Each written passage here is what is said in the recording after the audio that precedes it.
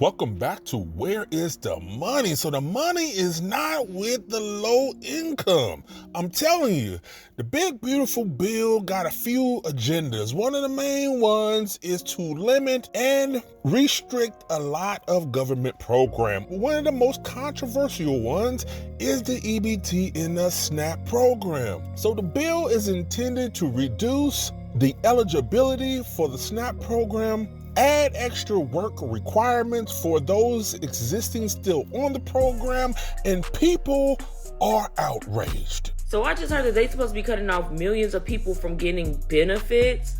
This is why I told y'all to stay ahead of the game, and I know it's not easy.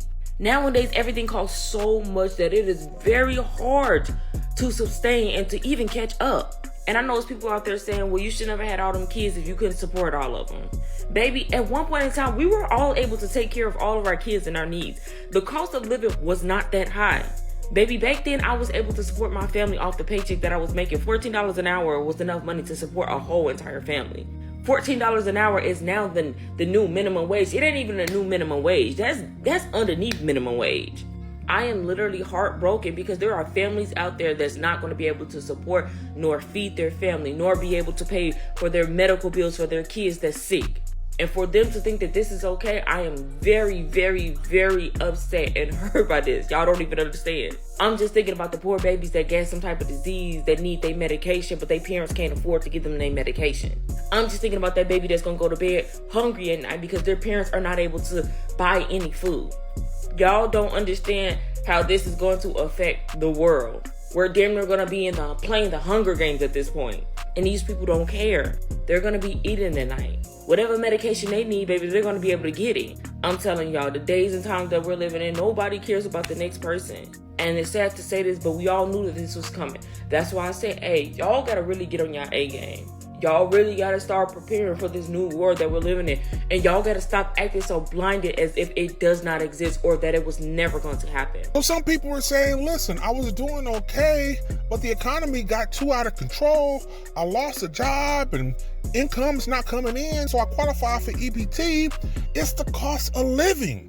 That is the reason I am on assistance and I am working and I'm being consistent. I'm not abusing the program. It's just the economy. Is that the case? Now, speaking of the requirements that are coming down the pipeline due to the big beautiful bill, some people are confused on if the requirements even make sense. You're supposed to work to stay on the program. If you make too much, then you're off the program. So people are like, you're damned if you do, damned if you don't. So if I get a job, I can get food stamps.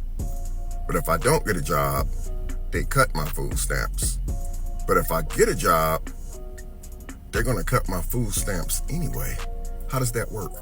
Now, the changes from the new bill, a lot of those still going to take a little while in order to make it way through the system. Now, with that in mind, let's talk to people that has already had their assistance cut. How are they dealing? Are they able to get a job? Are they able to take care of their expenses? Do they have any bills or anything cut off? What is the experience like now that their assistance is either cut or removed completely? My food stamps just got cut from a little over $3,000 a month to $800 a month. And I'm pregnant with my 9th child, and I genuinely don't know how I'm gonna pay the grocery bill. The money we saved by having the government pay for our groceries, we were using to pay for our mortgage. But now, if we're gonna have to use our mortgage money to eat, I don't know how we're gonna make it. It's not possible for me to go out and get a job right now because I'm pregnant with my 9th child and it's currently summer break. So if I were to get a job, I would have to send all 8 of my other kids to daycare, which I can't afford, and I don't have any marketable skills to where I can make a job that would be paying more than the daycare cost. I have 6 different baby daddies and I've tried going to all of them to ask for more child support, and only one of them has offered to give me an extra $100 a month, which I'm grateful for that, but it's not enough to take care of all of my kids. I'm planning on taking the baby daddy that I know makes the most money back to court to see if I can get a little bit more of his income, but I can't afford to take every baby daddy back to court to get more money. So I'm in such a bind right now. Now, 9 kids sound excessive, right? I don't know if this lady was just trolling and she's trying to be funny, but 9 kids pregnant with another kid cut assistance from $3,000 to $800. Yeah, she may be closer to the example of people abusing the program. Everybody's circumstances could be different, but 9 kids pregnant with another, multiple baby daddies, yeah, it's hard to make a case that she is not contributing to her situation. Now let's hear from a store clerk, right? So she normally rings up a lot of people with EBT the 1st and the 5th of the month. So she's telling people and has a public service announcement on people trying to use their card outside of their designated state. Some of those cards have been denied access to those funds. And it hasn't been stated why, but it is definitely taking place. Let's hear this. Okay, this is a public service announcement for all the EBT users and families that have been approved for EBT.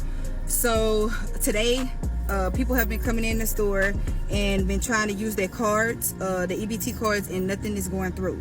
And the total is saying negative 0.00.